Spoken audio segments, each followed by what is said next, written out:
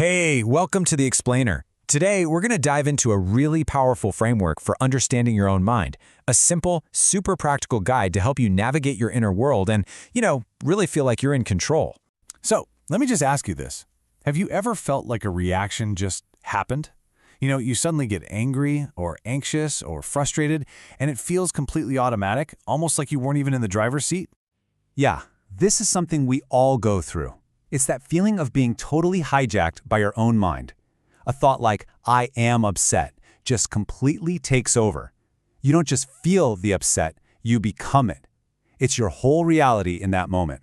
But what if I told you that these mental states aren't just random chaos? What if there's a clear, simple model that can bring incredible clarity and, more importantly, give you the tools to shift from that reactive autopilot to a much more conscious, deliberate way of being? All right, so let's get right into it. The model is called the three-person framework, and the whole idea is that our consciousness operates in one of three distinct modes at any given time. Let's start with the one we were just talking about, person 3. This is your reactive mind, your default setting. It's the autopilot, just running on old habits and subconscious programming. The absolute key feature here is identification. Person 3 completely fuses with thoughts and emotions. It doesn't have a thought of anger, it declares, I am angry. Okay, next up we have person 1.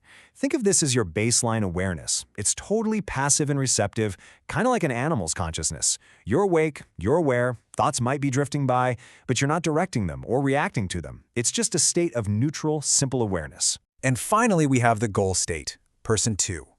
This is the discerning intellect. This is your active, conscious intelligence, the part of you that can step back, observe your own thoughts, analyze them, and then choose a response wisely. So instead of getting swept away by a feeling, person 2 creates some space and says, this is a thought of anger. And when you lay them out side by side like this, the difference is just so clear. Person 1, being passive, brings stillness. Person 3, the reactive one, just creates conflict and struggle. But look at person 2. Its active, discerning nature is what leads to real freedom. So, knowing about these three minds is one thing. That's the theory. But the real question, the one that really matters, is how do we actually activate that discerning mind, person 2, especially when we need it the most? And this is absolutely crucial. You can understand these concepts perfectly. You could ace the test on this stuff. But that intellectual knowledge is totally different from self-awareness in the moment. Real change only happens when you go from just knowing this in your head to actually applying it when things get heated. This right here, this is the single most important technique. The entire practice really boils down to making this one tiny but monumental shift. From person 3's I am upset, that total fusion, to person 2's this is a thought of upset. That separation is everything. So why is that little shift so powerful? Because in that tiny bit of space you create between you and the thought, you get your power back, the power of choice. You're no longer the emotion, you're the awareness watching the emotion. And that allows you to respond consciously instead of just reacting on autopilot. And what's really fascinating is how this connects directly to ancient Eastern wisdom, specifically karma yoga from the Bhagavad Gita.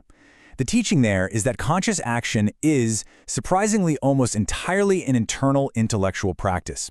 About 90% of the real work is done in your mind by activating that discerning intellect before you even lift a finger. So how do we make this real?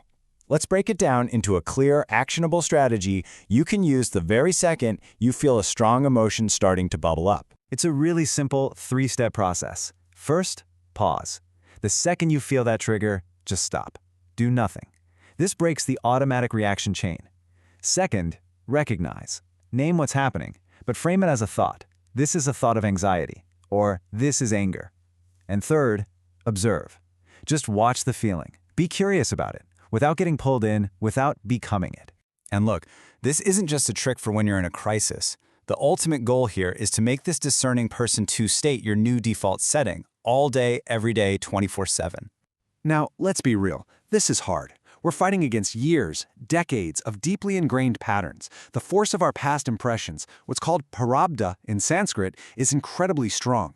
Our habit of automatically identifying with every emotion that pops up is powerful, and that's exactly why consistent, daily practice is so essential to rewire those old circuits. Okay, this all leads us to the final and I think most profound takeaway from this whole framework. It's a beautiful way to think about all of this. I want you to try a metaphor. Imagine that your core consciousness is a vast, deep ocean. Now, every single thought, every feeling, every experience you have, whether it's coming from person 1, 2, or 3, is just a temporary wave appearing on the surface of that ocean. And this is the ultimate realization this whole practice points towards.